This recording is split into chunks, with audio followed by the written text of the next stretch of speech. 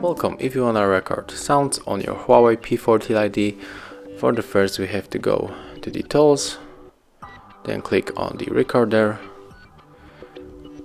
click don't ask me again and click on allow, and right now when you wanna start the record, click on this button with the red dot, and right now our smartphone is recording the sounds.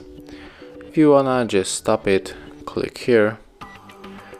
And as you can see, when you click on this icon here, you can just listen to our record.